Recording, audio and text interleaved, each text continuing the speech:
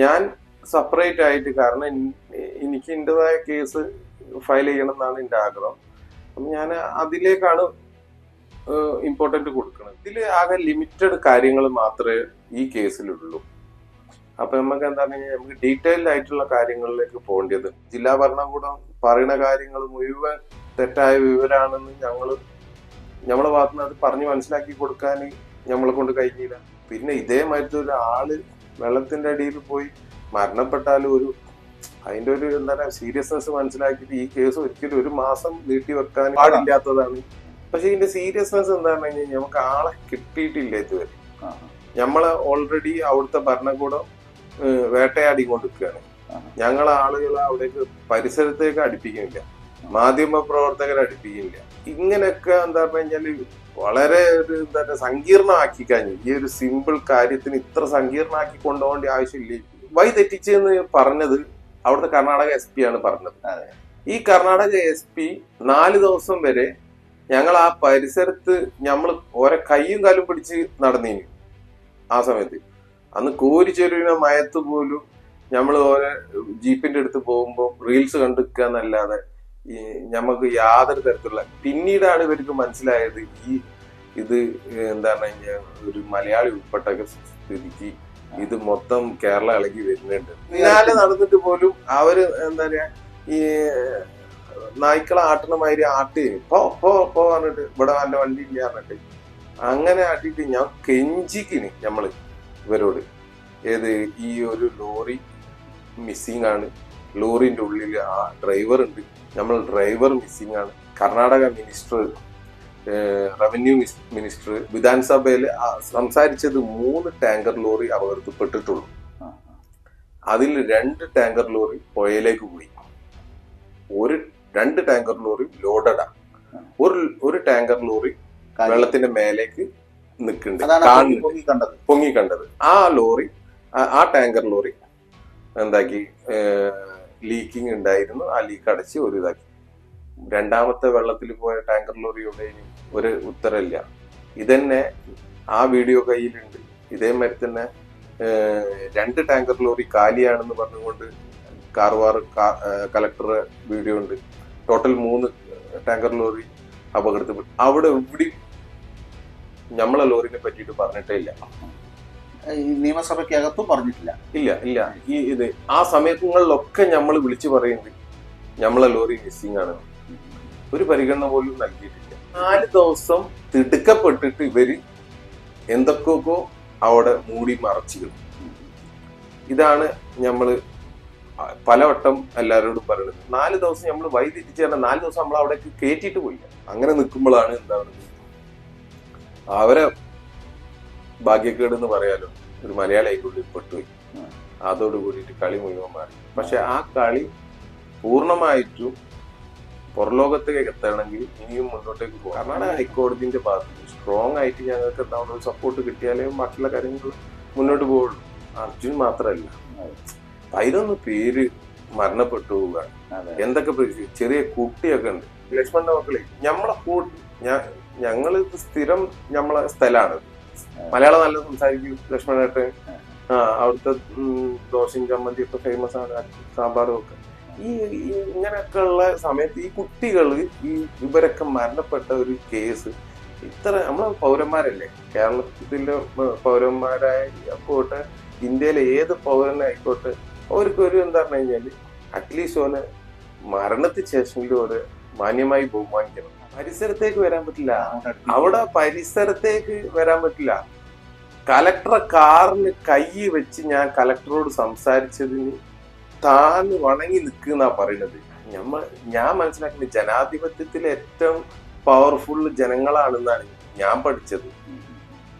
കർണാടക സിലബസിൽ എങ്ങനെയാണെന്നുള്ള അറിയില്ല. ഹൈക്കോടതിയിലൊക്കെ പോയി കേസ് നടത്തുക പറഞ്ഞു കഴിഞ്ഞാൽ ആകെ സാമ്പത്തികമായിട്ട് പെട്ട് കിടക്കുകയാണ്. ആത്മവിശ്വാസം 100% ആത്മവിശ്വാസത്തിലാണ്. ഈ കാര്യം വെളിച്ചത്ത് വന്നേ അവസാനിപ്പിക്കൂ ഇതിന്റെ ശ്രമം. അതെ, അങ്ങനെയുള്ളൂ. അതിന്റെ ഇടയിൽ ഇനിയിപ്പം ജീവൻ പോയാലും വേണ്ടിയില്ല, അതിനൊക്കെ സാധ്യത കാണുന്നുണ്ട്, എന്നാലും വേണ്ടിയില്ല.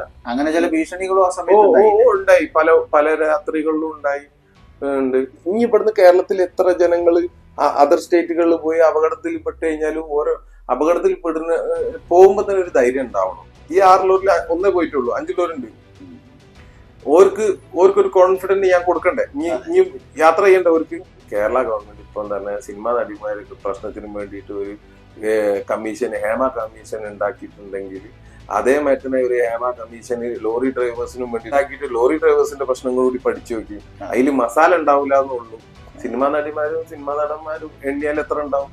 ഇവിടെ ഏകദേശം 4 ലക്ഷത്തിന്റെ മേലെ ഡ്രൈവേഴ്സ് ലോറി ഓടിക്കുന്ന ഡ്രൈവർമാരുടെ കുടുംബങ്ങൾ, ലോറി ഓടിക്കുന്ന മാത്രം ഒരു 4 ലക്ഷത്തിന്റെ മേലെ ഡ്രൈവർമാർ ഏറ്റവും ചുരുങ്ങിയുണ്ടാവും. 4-1 അതിൽ കൂടുതലുണ്ടാവും. ഞാൻ പറയാം, ഇത് അതർ സ്റ്റേറ്റ് പോണത്. അതല്ലാതെ എത്ര ടാക്സി പോകുന്നുണ്ട്, എത്ര ടൂറിസ്റ്റ് ആളുകൾ പോകുന്നുണ്ട്, ബൈക്ക് റൈഡേഴ്സ് പോകുന്നുണ്ട്. ഇവരൊക്കെ അതർ സ്റ്റേറ്റ് പോകുമ്പോൾ പല രീതിയിലുള്ള അപകടം ഇനിയും ഉണ്ടാവും. അർജുന്റെ അപകടം ഉണ്ടാവാൻ കാരണം എന്താ? മതിയായ ഒരു സ്ഥലം പാർക്കിങ്ങിന് വെച്ചിട്ടില്ല. ഇവിടുന്ന് രാഷ്ട്രീയ നേതാക്കന്മാര് പോകുന്നുണ്ടല്ലോ വിദേശത്തേക്ക് പലതും പഠിക്കാൻ വേണ്ടിയിട്ട്. ഇവര് പോയിട്ട് എന്താ പഠിച്ചു വരുന്നത്? ഇവിടെ എന്താ പ്രാവർത്തിയാക്കുന്നത്? ഒരു ലോറി പോവാണെന്നുണ്ടെങ്കിൽ 10,000 റുപ്യന്റെ അടുത്ത് ടോള് മാത്രമേ നമ്മൾ കൊടുക്കുന്നുണ്ട്. ഈ ടോള് വാങ്ങി വെക്കുന്നത് ഒരു ലോറിക്കാരനോട് ഒരു ട്രിപ്പിനാ വാങ്ങുന്നത്. മലേഷ്യയിൽ പോകുന്ന ആളാണ്. മലേഷ്യയിലൊക്കെ എന്ന് പറഞ്ഞു കഴിഞ്ഞാൽ അടിപൊളി സൗകര്യമാണ്. ഇതിനേക്കാൾ ടോൾ കമ്പയർ ചെയ്യാണ് പൈസ കുറവാണ്. അവിടെ എല്ലാ സൗകര്യവും ഉണ്ട്. ഇവിടെ ടോൾ പിരിക്കുന്നുണ്ടല്ലോ, തൊട്ടടുത്ത് ടോൾ പിരിക്കുന്നിടത്ത് ഒരു ബാത്റൂം ഉണ്ടാവും. ആ ബാത്റൂമിൽ പോയിട്ട് അതിനേക്കാൾ നല്ല പോകാതെക്കണ. ഈ കേസിൽ IRB എന്ന് പറഞ്ഞ കമ്പനിയാണ് ആ ഹൈവേ മൊത്തം നിർമ്മിച്ചതും ആ ടോള് പിരിച്ചു വാങ്ങുന്നതും. ഈ IRBന്റെ എന്താ പറയാ തെറ്റായ നിർമ്മാണ രീതിയാണ്. എന്താണ് 90 ഡിഗ്രിയിലും ചില സ്ഥലത്ത് 90 ഡിഗ്രി കഴിഞ്ഞിട്ട് ഇങ്ങോട്ട് എത്രയൊക്കെ പറയാന്ന് അറിയില്ല. ഇങ്ങനെ വരെ മല കട്ട് ചെയ്തിട്ടാണ് അവിടെ വെച്ചത്. അപകടം ആര് വരുത്തി വെച്ചതാണ്?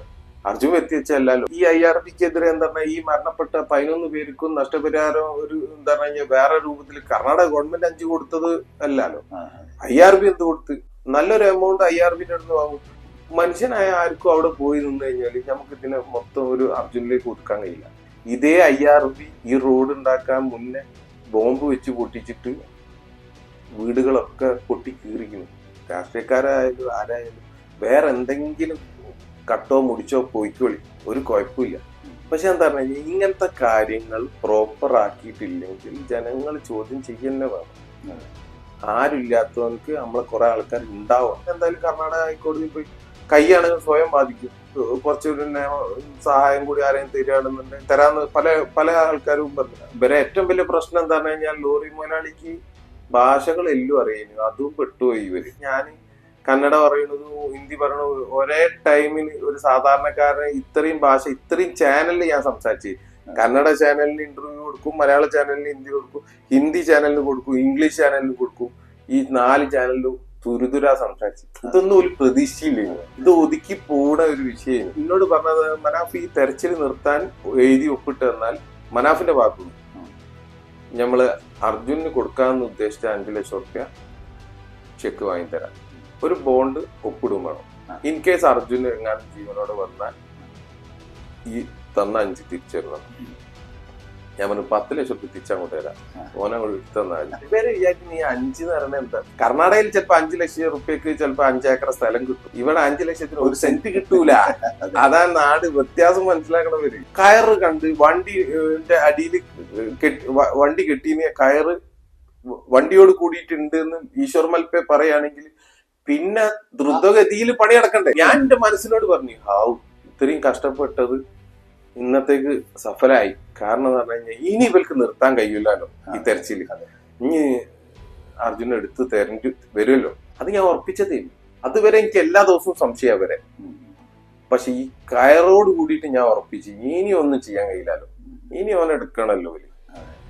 അങ്ങനെ നിൽക്കണോടൊന്നും നിൽക്കുക. ചില വിഷയങ്ങൾ അങ്ങനെയാണ്.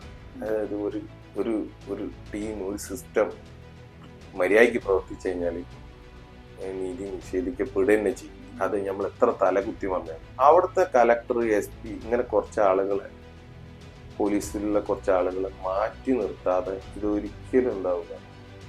ഇതിന്റെ പൂർണ്ണ രൂപത്തിലെത്തൂല. ഇപ്പം നല്ല വെയിലാണ്. ഈ ലക്ഷ്മൺ നായക്കിന്റെ കടന്റെ ബാക്കിൽ നിന്ന് എറുമ്പുകൾ പോകാൻ തുടങ്ങിയിട്ട് വെയില് നല്ല ചൂടായപ്പോ സ്മെല്ല് വരാൻ തുടങ്ങി. എവിടുന്ന മണ്ണിന്റെ അടിയിൽ നിന്നാണെന്നാ പറയുന്നത്. എന്താണ് മിലിറ്ററി വന്നു. മിലിറ്ററി വന്നതിന് എന്തെങ്കിലും പറയുമ്പോൾ ഇതിനെന്താ പറഞ്ഞാൽ ഒരു ദേശഭക്തിയിൽ എടുത്തിട്ട് അതെ. ഉള്ള എന്താ പറയാ മിലിറ്ററിനെ കുറ്റം പറയും. മിലിറ്ററിനെ ആരും ഇവിടെ കുറ്റം പറയില്ല. ശിരൂരിൽ വന്ന മിലിറ്ററീസിന്റെ കയ്യിൽ ഒന്നുമില്ല. ഇതിന് 3 ആളുകൾ മിസ്സിംഗ് ആണ്. ഇനി 3 ആളെ കിട്ടാണ്ട് ബാക്കിയുള്ള ആൾക്കാരെ കിട്ടിക്കുന്നതെന്ന് പറഞ്ഞിട്ടാണ് മിലിറ്ററി വരുന്നത്. മിലിറ്ററിന്റെ കയ്യിൽ ഒരു എക്യുപ്മെന്റ്സ് ഇല്ല. പിന്നീട് ഒരു ദിവസം കാത്തു നിന്നതിന് ശേഷമാണ് ഇങ്ങനെ വരുത്തിച്ചത് ഒരു സാധനം. ആ മിലിറ്ററിയാണ് എന്ത് ചെയ്തത്, അല്ലാതെ രഞ്ജിത്ത് ഇസ്രായേലൊന്നുമല്ല ഇത് മണ്ണ് മാമിച്ചതും അവിടെ ഉണ്ട് ഇവിടെ ഉണ്ട് എന്ന് പറഞ്ഞതൊന്നും. ഇതൊക്കെ തെറ്റായ വാർത്തകളാണ്. ഇതിനൊരു അന്ത്യം ഉണ്ടാവില്ല എന്തായാലും. അതെ, ഉണ്ടാവാതെ ഞാൻ എന്തായാലും പിന്നോട്ടില്ല. ഇതിന്റെ അന്ത്യ ദിവസവും ശരിക്കും എന്താക്കാന്ന് കഴിഞ്ഞാൽ ഇതിന് കുറെ കള്ളക്കടത്ത് ഞാൻ പറയും ഇതിന്റെ പേരിൽ ആരോപിക്കും. അതെ, അതെ. ഈ വണ്ടി പൊന്തുല്ലോ, അന്തനാണോ ഹെറോയിൻ ആണോ മറ്റേ ഇപ്പൊ തന്നെ നാട്ടിൽ ഞാൻ നടക്കുമ്പോൾ എന്നെ ഭയങ്കര ബഹുമാനമാണ്. ഞാൻ ഏതോ ദാവൂദ് ഇബ്രാഹിം കഴിഞ്ഞ അടുത്ത ഗാങ്സ്റ്റർ ആയിട്ട് ആളുകൾ കാണുന്നത്. എന്റെ സുഹൃത്തുക്കൾക്ക് പോലും ഇപ്പൊ എന്നെ പേടിയാ. മീൻസ് ഒരു സാധാരണ ഞാനൊരു പാവങ്ങൾക്കും വേണ്ടി ഈ മനുഷ്യന്മാർക്കും വേണ്ടി പിന്നാലെ കൂടിയതാ. എനിക്ക് ഇതിന്റെ ആവശ്യമൊന്നുമില്ല. ഞാൻ ഇവിടെ നല്ലപോലെ കഞ്ഞി കുടിച്ച് പോകാൻ വകുപ്പുണ്ട്. ഞാൻ ഇവർക്കും വേണ്ടി മനുഷ്യത്തിന് വില കൊടുത്തിട്ട് ഞാൻ കൂടിയത്. അണ്ടർവേൾഡ് ഡോണാണ് വിചാരിച്ച് നിൽക്കുകയാണ്. അപ്പൊ ഞാൻ പറഞ്ഞു വരുന്നത് പറഞ്ഞു കഴിഞ്ഞാൽ ഇതിനൊരു ദിവസം വരുമല്ലോ, ഇത് പൊന്തണ ദിവസം. അന്ന് അർജുൻ അതിൻ്റെ ഉള്ളിൽ ഇങ്ങനെ എടുത്ത് തരിക, നമ്മളതും കൊണ്ടുപോകും, വണ്ടി പൊളിച്ച് പരിശോധിച്ചോട്ടെ വരും. ചെക്കിങ് മുഴുവൻ കഴിഞ്ഞിട്ട് വേണേ തന്നോട്ടെ, അല്ലെങ്കിൽ അവിടെ തന്നെ ഇട്ടോട്ടെ. ഇൻഷുറൻസിന് ഞാൻ ലാസ്റ്റ് ഒപ്പിടുമ്പോ ആ ഒപ്പിൽ വരുന്നുണ്ട് തെരച്ചിൽ നിർത്തണം. ഇന്ന് ഞാൻ ഇൻഷുറൻസ് അടവ് അടച്ചിരിക്കാം. അർജുൻ പോയിട്ട് ഇന്നത്തേക്ക് 2ാമത്തെ അടവാണ് നമ്മൾ അടയ്ക്കുന്നത്. എന്താ ഇന്നത്തെ ഡേറ്റിൽ അടവാ 27/8/2021.